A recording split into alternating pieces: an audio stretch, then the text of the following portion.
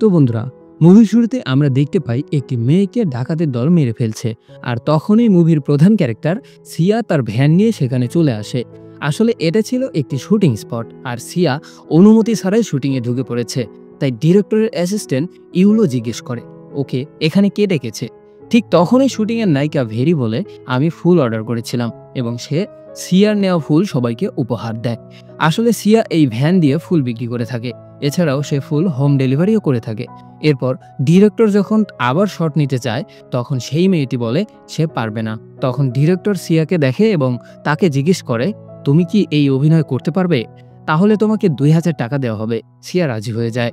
তার অভিনয় দেখে সবাই হতবাক হয়ে যায়। একজন ফুল বিক্রেতার অভিনয় এত সুন্দর কিভাবে হতে পারে? তার পারফরমেন্স দেখে প্রডিউসার খুব বেশি খুশি হয়ে যায় এবং তাকে বলে, আমাদের নেক্সট মুভির নাম বক্সিং মম। এই মুভির জন্য তুমি অডিশন দিতে পারো। তখনই সিয়া লক্ষ্য করে কিছু বখাটে ছেলে তার ভ্যান নিয়ে চলে যাচ্ছে। তাই তাদের কথা না শুনেই সে ভ্যানের পেছনে দৌড় লাগায়। কিন্তু সেই ছেলেগুলো তার ভ্যানটা নিয়ে যায়। রাতে সিয়াকে একটি নাইট ক্লাবে দেখা যায়। আসলে সে তার স্বামী লিওকে নিতে এসেছে। সে প্রতিদিন মাতাল হয়ে নাইট ক্লাবে পড়ে থাকে। যখন সে লিওকে খুঁজতে নাইট ক্লাবে আসে, তখন মুভির আরেকজন ক্যারেক্টার ফ্যানকে দেখানো হয়। সে এই নাইট ক্লাবে ফাইটিং করে। সিয়া তার হাজব্যান্ডকে কাঁধে করে নিয়ে বাহিরে আসলে কয়েকজন মাতাল সিয়াকে বিরক্ত করছিল। ফ্যান এসে তাদেরকে তাড়িয়ে দেয় এবং সিয়াকে জিজ্ঞেস করে, আপনার কি সাহায্যের প্রয়োজন? সিয়া তাকে না বলে লিওকে কাঁধে নিয়ে বাসায় চলে আসে। এরপর লিওয়ের বাবা অর্থাৎ সিয়ার শ্বশুরকে দেখানো হয়। তিনি ছিলেন প্যারালাইজড। সিয়া তাকে তুলে বিছানায় নিয়ে আসে এবং তার মেয়ে জিনকেও ঘুম পাড়িয়ে দেয়। আমরা বুঝতে পারি সিয়ার সংসারের সকল দায়িত্ব সে একাই পালন করে। পরের দিন তাকে ফুলের গোডাউনে দেখানো হয়, যেখান থেকে সে ফুল এবং গাছ নিয়ে বিভিন্ন জায়গায় ডেলিভারি করে। এরপর সিয়াকে তার মেয়ে জিনের স্কুলে দেখানো হয়। টিচার তাকে বলে, জিনকে কবে এখান থেকে ট্রান্সফার করছো? আসলে জিন কথা বলতে পারে না, তবে কানে শুনতে পায়। সিয়া বলে, ডক্টর বলেছে সে খুব তাড়াতাড়ি কথা বলতে পারবে। এরপর সে জিনকে ভ্যানে বসিয়ে বাসার দিকে নিয়ে যায়। তখন জিনের ক্লাসমেটরা তাকে গাছ বিক্রেতার মেয়ে বলে ডাকাডাকি করছিল। তাই জিন রেগে ভ্যান থেকে নেমে যায়। সে তার মাকে ইশারায় বলে, আমি একা স্কুল থেকে বাড়ি যেতে পারবো, তোমাকে আর এই ভ্যান নিয়ে আসতে হবে না। এরপর সিয়া জিনকে নিয়ে তার মায়ের কাছে আসে। সিয়ার মা বাড়িতে স্কিন কেয়ার সেন্টার পরিচালনা করে। তার মা একজন বৃদ্ধ লোককে ম্যাসাজ করছিল। তখন সিয়া তার মাকে বলে, আমি তোমার সাথে কিছু গুরুত্বপূর্ণ আলোচনা করতে এসেছি। তার মা বলে, তুমি কি তোমার হাজবেন্ডকে ডিভোর্স দিতে চাও? সে বলে, আমি তোমাকে অনেকবার বলেছি আমাকে ডিভোর্সের কথা বলবে না। আমি চাই না আমার মতো জিন বাবা ছাড়া বড় হোক। এসব শুনে সে রেগে গিয়ে চলে যেতে নেয়। তখন তার মা তাকে কিছু টাকা দেয়, কিন্তু সে টাকা নিতে রাজি হয় না। সে জিনকে একটি চায়ের ফ্যাক্স দেয় এবং বলে, এই চা স্বাস্থ্যের জন্য অনেক ভালো। রাতে সিয়া ও লিউকে বাড়ির ছাদে দেখানো হয়। লিউ বলে, আমি সবসময় প্রার্থনা করি যাতে আমার মেয়ে অন্য সব বাচ্চাদের মতো স্বাভাবিক হয়ে যায়। আমার প্রার্থনা ওপরওয়ালা শুনছে না, তাকে প্রতিবন্ধী স্কুলে ভর্তি করানো উচিত। সিয়া বলে, আমার মেয়ে একদিন অবশ্যই কথা বলবে। পরদিন সিয়া ভ্যান নিয়ে তার প্রতিবেশী মিস্টার উই ও তার স্ত্রীর কাছে আসে, কারণ এই ভ্যানটি তাদের এবং মিস্টার উই বাহিরের দেশে পড়াশোনা করতে চায়। উইয়ের স্ত্রী সিয়াকে জিজ্ঞেস করে, তুমি কি বক্সিং মমের অডিশন দিবে? সিয়া বলে, আমি অডিশন দিব, তবে সিলেক্ট হতে পারবো কিনা জানি না। ওই বলে, স্বপ্ন পূরণের জন্য চেষ্টা করা যাবে, কখনোই হাল ছেড়ে দিবে না। এরপর শুটিং স্পটে সিয়াকে দেখা যায়, কিন্তু ইয়েলো তাকে অডিশন দিতে মানা করে, কারণ অলরেডি 200 জনের মতো প্রফেশনাল অ্যাক্ট্রেস বক্সিং মম নামক এই মুভির জন্য অডিশন দিতে এসেছে এবং তাদের মধ্যে অনেকেই আছে যারা বক্সিং চ্যাম্পিয়ন। সিয়া বলে, তাহলে আমি বক্সিং শিখে আবারও অডিশন দিতে আসব। এই বলে সিয়া তার মায়ের দেয়া চায়ের ফ্ল্যাক্সটি তাকে গিফট করে। তার আগ্রহ দেখে অ্যাসিস্ট্যান্ট তাকে অডিশনের ফর্ম দিয়ে দেয়। এরপর দেখা যায় সে নাইট ক্লাবে বক্সিং দেখে দেখে প্র্যাকটিস করছে। তখন ফ্যান তাকে দেখে বলে, এখানে পেমেন্ট না করলে ফাইটিং দেখতে পারবে না। তাই সে বাহিরে এসে প্র্যাকটিস করছিল। তার পিছু পিছু ফ্যানও সেখানে চলে আসে। সে সিয়াকে জিজ্ঞেস করে, তুমি কি বক্সিং শিখতে যাচ্ছ? সিয়া বলে, বক্সিং শেখার মতো টাকা আমার কাছে নেই। ফ্যান বলে, ছোট একটি বেয়ার নিয়ে আগামীকাল বক্সিং জিমে চলে এসো। পরদিন সিয়া জিনকে বলে, একদিন তোমার মায়ের ছবি বিলবোর্ডে লাগানো হবে। এই বলে সে অডিশনের ফর্মটি তাকে দেখায়। তা দেখে জিন খুব খুশি হয়। এরপর স্কুলের সামনে এসে জিনকে জিজ্ঞেস করে, তুমি ডিনারে কি খেতে চাও? ইশারায় বলে সে হাঁসের মাংস খাবে। সে তাকে প্রমিস করে এবং বক্সিং প্র্যাকটিস করতে চলে আসে। প্রথম দিকে সে কিছুই পারছিল না। ফ্যানের সাহায্যে আস্তে আস্তে শিখে নেয়। বিকালে যখন জিনকে সেই স্কুল থেকে নিতে আসে, তখন সে ভ্যানে উঠতে চায় না, কারণ সিয়া তার জন্য হাঁসের মাংস নিয়ে আসেনি। আসলে সারাদিন বক্সিং প্র্যাকটিস করার কারণে শিয়া টাকা রোজগার করতে পারেনি। তাই শিয়া তাকে বলে, তোমাকে অন্য আরেকদিন হাঁসের মাংস এনে দেব। কিন্তু জিন কান্না করতে থাকে। সে জিনকে মারতে শুরু করে। তখন তার ক্লাসমেটরা এসে আবারও তাকে গাছ বিক্রেতার মেয়ে বলে ডাকাডাকি করে।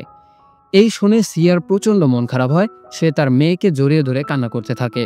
রাতে জিন ও তার দাদা ডিনার করছিল, আর জিনের বাবা লিও নিচে শুয়ে মাতাল রাজ্জাকের মতো ড্রিঙ্কস করছিল। পরদিন দেখা যায় ফ্যান সিয়ার হাতে বক্সিং এর কাপড় বেঁধে দেয় এবং তারা একসাথে প্র্যাকটিস করে। এভাবে সে প্রতিদিন কাজের পাশাপাশি বক্সিং প্র্যাকটিস করছিল। এরপর তারা একটি বক্সিং রিংয়ের মধ্যে বসে বিশ্রাম করছিল। এরপর বাসায় ফিরে সিয়া প্র্যাকটিস করছিল। তখন লিও তার কাছে আসার চেষ্টা করে। শিয়া তাকে মেরে রুম থেকে বের করে দেয়। লিও মার খেয়ে তার প্রতিবেশী উইয়ের কাছে চলে যায় এবং তাকে বলে, আমি অনেক রেগে আছি, তাই কাউকে আঘাত করতে চাই। উই বলে, আমিও রেগে আছি, আমিও কাউকে আঘাত করতে চাই। তাহলে দেরি কিসের, চলো শুরু করি। তারা দুজন একে অপরকে মারতে শুরু করে এবং পুরো ঘর লন্ডভন্ড করে ফেলে। পরের সিনে ফ্যান ও শিয়াকে নাইট ক্লাবে দেখানো হয়। তারা দুজনের রিয়েল বক্সিং দেখে। এরপর সে শিয়াকে বাড়ি পৌঁছে দেয়। এটা ওপর থেকে লিও এবং উইক দেখছিল। এইটা দেখে সে রেগে গিয়ে উইকে একটা চড় বসিয়ে দেয়। বাসায় এসে শিয়া লিওকে বলে, আগামীকাল আমার অডিশন, তুমি জিনকে স্কুল থেকে নিয়ে এসো। শিয়া ফ্যানকে নিয়ে অডিশন দিতে চলে আসে। অডিশন নিচ্ছিল সেই মুভির হিরো মিস্টার চান। এরপর শিয়াকে অডিশনের জন্য ডাকা হয়। সে হাতে বক্সিং গ্লাভস পরেছিল। তখনই লিও মেসেজ করে জিনকে কোথাও খুঁজে পাওয়া যাচ্ছে না। এই শুনে সে ফ্রেন্ডকে নিয়ে অডিশন থেকে বেরিয়ে আসে। লিওর কাছে আসলে সে বলে, তোমার জন্য সবকিছু হয়েছে, তো ভুলে গিয়েছো যে তোমার একটি মেয়ে আছে। শিয়া তার মেয়েকে পাগলের মতো এদিক সেদিক খুঁজতে থাকে এবং লিও সেখানে বসেই কান্না করছিল। তখন জিন এসে তার হাতে একটি বিয়ার দেয় আর বলে, তোমার মন খারাপ দেখে আমি আমার পকেট মানির টাকা দিয়ে এই বিয়ার কিনেছি। শিয়া তাকে দেখতে পেয়ে জিজ্ঞেস করে, কোথায় ছিলে, তুমি কি ঠিক আছো? জিন তখন তাকে জিজ্ঞেস করে, তুমি কি অডিশন দাওনি? তখন সে ফ্যানকে বলে, এখন কি যাওয়া সম্ভব? এ বলে সে ফ্যানের বাইক নিয়ে বেরিয়ে পড়ে। এর পরের সিনে তাকে অডিশন রুমের বাইরে বসে থাকতে দেখা যায়। তখন ডিরেক্টর, প্রডিউসার সবাই চলে যাচ্ছিল। তারা শিয়াকে বলে, অডিশন শেষ হয়ে গিয়েছে, এখন বাড়ি চলে যাও। শিয়া ডিরেক্টরের কাছে গিয়ে বলে, আমাকে আরেকটি সুযোগ দিন, আমি এখানেই অডিশন দিব। প্রথমে তার অডিশন দেখে ডিরেক্টর গাড়িতে উঠতে শুরু করে। তখন সে আবার বড় ড্রামে পাঞ্চ করে আর ডায়লগ বলতে থাকে। তখন ওই ভ্যান নিয়ে ফ্যান ও জিন চলে আসে। শিয়ার চেষ্টা দেখে জিনের চোখে পানি চলে আসে। ইয়েলো শিয়াকে থামিয়ে দেয়। শিয়া ডিরেক্টরকে জিজ্ঞেস করে, আমার কি কোথাও ভুল হয়েছে? আমি আরেকবার সঠিকভাবে চেষ্টা করব। ডিরেক্টর তার রক্তাক্ত হাত দেখে বলে, তুমি অডিশন পাস করছো। ইয়েলো শিয়াকে বলে, আজ রাতে হোটেলে থাকবে, আবারও দৌড়ে পালিয়ে যেও না, আগামীকাল ফাইনাল টেস্ট হবে। এই বলে সে গাড়িতে উঠতে যায়। দেখে গাড়ি তাকে ফেলে চলে গিয়েছে।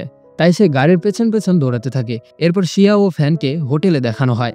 ফ্যান শিয়াকে জিজ্ঞেস করে, তোমার স্বামী সবসময় কি ড্রিঙ্কস করে? শিয়া বলে, আগে সে অনেক ভালো এবং সুন্দর ছিল, কিন্তু কাজ চলে যাওয়ার পর থেকেই ড্রিঙ্কস করতে শুরু করে, আর আমি বিশ্বাস করি সে আবারও আগের মতো হয়ে যাবে। শিয়া ফ্যানকে জিজ্ঞেস করে, তোমার কি কোনো গার্লফ্রেন্ড নেই? সে বলে, আমি বাইক নিয়ে পুরো পৃথিবী ভ্রমণ করতে চাই, আর এটা কোনো মেয়েই রাজি হবে না। এরপর সে রুমে চলে আসে। জিন এবং শিয়া অনেক আনন্দ করে। জিন তার মাকে বলে, আমি আজ রাতে ঘুমাবো না, আমি এই লাক্সারি লাইফটা উপভোগ করতে চাই। পরদিন অডিশনের সময় মুভির হিরো মিস্টার চান অডিশন নিচ্ছিল। প্রথমে সে বেরির অডিশন নেয়। নামমাত্র অডিশন নিয়ে তার অডিশন কমপ্লিট করে নেয়। পরে শিয়া যখন অডিশন দিতে আসে, তখন সে তাকে সত্যি মারতে শুরু করে, মেরে তাকে রিংয়ের ভেতরেই অজ্ঞান করে ফেলে। তবে এখন ফ্যান দৌড়ে আসে। শিয়ার অবস্থা দেখে সে রেগে গিয়ে মিস্টার চানকে একটি পাঞ্চ করে। ডিরেক্টর খুশি হয়ে শেয়ারের দিকে তাকায়। আসলে মিস্টার চান চাইছিল এই মুভির জন্য ভেরিকে সিলেক্ট করবে, কিন্তু এই মুভির জন্য ভেরি পারফেক্ট ছিল না। তাই ডিরেক্টর এবং তার অ্যাসিস্ট্যান্ট চাইছিল এই মুভির নায়িকা হবে সিয়া। সিয়া ফ্যানের আচরণের জন্য বারবার ক্ষমা চায়। তখন মিস্টার চান সিয়াকে বলে, যদি এই মুভিতে কাজ করতে চাও তাহলে ফ্যানের হাতে মার খেতে হবে। এই শুনে ফ্যান বারবার মানা করে সে এটা করতে পারবে না, কিন্তু শিয়া তাকে বাধ্য করে বলে, আমার অনেক টাকার প্রয়োজন, আমার এবং আমার মেয়ের জন্য হলেও তোমাকে এই কাজটা করতে হবে। তার অনুরোধে ফ্যাং রিংয়ের মধ্যে আসে। শিয়া তাকে অনেক জোরে মারতে বলে, আর প্রতিটা পাঞ্চের ফলে শিয়া মাটিতে লুটিয়ে পড়ে। মিস্টার চান ওপর থেকে শিয়ার মার খাওয়ার মজা নিচ্ছিল। শিয়ার মুখ রক্তাক্ত হয়ে যায়। তখন ডিরেক্টর ইয়েলোকে ইশারা করে আর সে তাদের ফাইট থামিয়ে দেয়। শিয়া ডিরেক্টরকে জিজ্ঞেস করে, আমার অভিনয় ঠিক আছে? ডিরেক্টর বলে, হ্যাঁ। অডিশন শেষে ফ্যান শিয়াকে বাড়ি পৌঁছে দিতে আসে। তারা দেখে ভ্যানের মধ্যে লিও মাতাল হয়ে পড়ে আছে। তার বাবা এবং জিন ভ্যানের মধ্যে বসে রয়েছে। ফ্যান শিয়াকে জিজ্ঞেস করে, তুমি কি এদেরকে ছেড়ে চলে আসতে পারো না? শিয়া বলে, আমার মেয়ে আমার জন্য অপেক্ষা করছে। তখন ফ্যান তাকে ডেকে বলে, চলো আমরা একসাথে পৃথিবী ভ্রমণ করব। কিন্তু শিয়া তাকে ইগনোর করে ভ্যান চালাতে শুরু করে। এরপর বাড়ি এসে সে জিনকে ঘুম পাড়িয়ে ছাদে এসে ফুল গাছের নিচে পানি দিচ্ছিল। এখন লিও বলে, এখানে এত নোংরা কেন? এই বলে ফুলের টব ভাঙতে শুরু করে। সে বলে, আমি পরিষ্কার করে দিচ্ছি। সে বলে, আমি তোমার এবং মোটরসাইকেলের লোকটির কথা বলছি। শিয়া বলে, সে আমাকে বক্সিং শেখায় আর তুমি নেশাগ্রস্ত, তাই বিছানায় যাও। লিও বলে, আমি নেশাগ্রস্ত হলেও আমি অন্ধ নই, তুমি মনে হয় তার সাথে থাকতে চাচ্ছ। শিয়া বলে, এত কঠিন সময়ের মধ্যেও আমি কখনোই তোমাদেরকে ছেড়ে যাওয়ার কথা ভাবিনি। আমি বিশ্বাস করেছিলাম যে তুমি নেশা ছেড়ে ভালো হয়ে যাবে, জিন বাকি সব বাচ্চাদের মতো কথা বলবে এবং আমাদের পরিবার সুখী পরিবার হবে। লিও বলে, তোমার হাল ছেড়ে দেওয়া উচিত এবং তুমি নিজেকে জিজ্ঞেস করো, তুমি কি একবারও তার প্রেমে পড়নি? এই শুনে শিয়া লিওর গালে চড় মারে। তখন লিও তাকে বলে, আমি ডিভোর্স চাই, এবং সে সমস্ত ফুলের টব ভাঙতে থাকে। তখনই শিয়া বিলবোর্ডে দেখে বক্সিং মম মুভির জন্য বেরিকে সিলেক্ট করা হয়েছে। পরদিন শিয়া জিনকে নিয়ে বাসা থেকে বেরিয়ে পড়ে। জিন ভ্যানে অনেক ব্যাগ দেখে জিজ্ঞেস করে, আমরা কি কয়েকদিনের জন্য নানুর বাসায় যাচ্ছি? তাহলে বাবা এবং দাদু রান্না করে খাবে কিভাবে? পরবর্তী সিনে শিয়া তার মায়ের কাঁধে মাথা রেখে বলে, যখন বাবার সাথে তোমার ডিভোর্স হয়েছিল তখন একা কিভাবে আমাকে বড় করেছো? তার মা বলে, প্রথম কয়েক বছর চোখের পলকে চলে গিয়েছে, আর তোমারও চলে যাবে। পরের সিনে সিয়ার ডিরেক্টরের সাথে দেখা করতে আসে। তারা বলে, বক্সিং মম মুভির জন্য তারা ব্যারিকে সিলেক্ট করে নিয়েছে। শুনে সিয়া মন খারাপ করে চলে আসে। বাসায় এসে চুপচাপ বসেছিল। তখন জিন বারবার শব্দ করে ডাকছিল। হঠাৎ সিয়া রেগে চিৎকার করে জিনকে বলে, তুমি কেন বাকি সবার মতো কথা বলতে পারো না? তখন সে তার মেয়েকে বলে, তুমিও বাকি সবার মতো কথা বলতে পারবে, শুধু চেষ্টা করতে হবে। জিন বলে, তোমাকেও চেষ্টা করতে হবে, তুমি অবশ্যই একজন বক্সিং মম হতে পারবে। পরদিন সে মার্শাল কম্পিটিশনে অংশগ্রহণ করে। সে দিনে ফুল ডেলিভারি কাজ করে আর রাতে বেলা বক্সিং প্র্যাকটিস করে। অন্যদিকে বক্সিং মম মুভির শুটিংয়ে ডিরেক্টর এবং ইয়েলো বারবার ভেরিকে দিয়ে একই শট নিচ্ছিল। তারা ভেরির বাজে অ্যাক্টিং দেখে বিরক্ত হয়ে যায়। ওইদিকে সিয়া মার্শাল কম্পিটিশনের ফাইনালে উঠে যায়।